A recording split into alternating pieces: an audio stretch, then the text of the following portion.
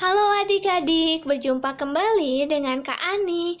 Di video kali ini kita akan membahas mengenai tanaman di sekitar kita. Setelah sebelumnya adik-adik belajar mengenai hewan di sekitar, nah sekarang kita akan lanjutkan membahas mengenai tumbuhan di sekitar kita.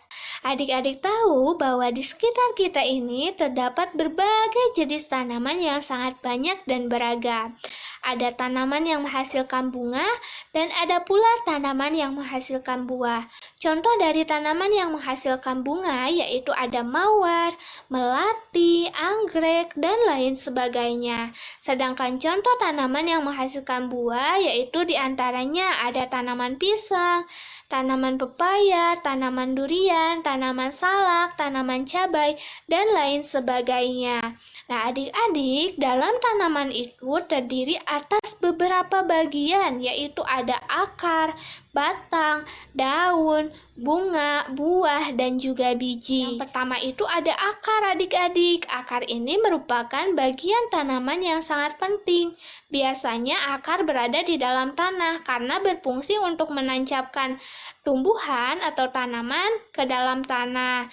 Nah, yang kedua yaitu ada batang. Batang ini biasanya berada di atas tanah dan batang juga berfungsi sebagai tempat tumbuhnya daun, bunga, dan juga buah. Kemudian yang ketiga itu ada daun. Nah, daun ini adik-adik memiliki beragam bentuk yang berbeda-beda. Adik-adik dapat lihat di lingkungan sekitar tanamannya, tentunya ada beberapa daun-daun yang bentuknya berbeda.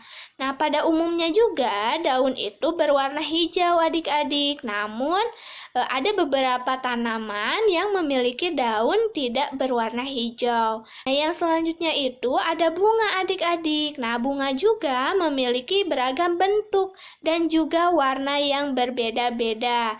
Nah, yang selanjutnya itu ada biji dan juga buah. Nah, adik-adik, ternyata bagian-bagian dari tanaman ini memiliki banyak sekali manfaat.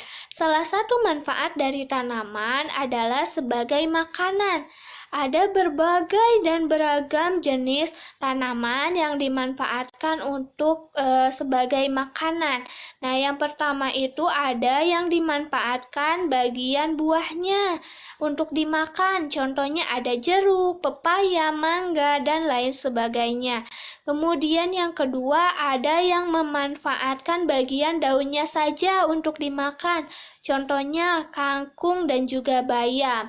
Kemudian yang ketiga ada yang dimanfaatkan bagian batang atau akarnya saja. Contohnya tebu dan juga singkong. Kemudian ada juga tanaman yang dimanfaatkan bijinya saja. Contohnya yaitu ada kedelai dan kacang hijau. Kemudian juga jenis-jenis kacang-kacangan lainnya. Wah, ternyata adik-adik, bagian-bagian tanaman ini sangat bermanfaat ya bagi kita semua. Maka dari itu, kita harus senantiasa bersyukur kepada Tuhan Yang Maha Esa yang telah menciptakan beragam tanaman di sekitar kita. Adik-adik juga tidak boleh lupa untuk merawat dan menjaga tanaman-tanaman yang ada di lingkungan sekitar kita. Baik adik-adik, sekian pembahasan kita kali ini. Semoga bermanfaat. Sampai berjumpa di video selanjutnya.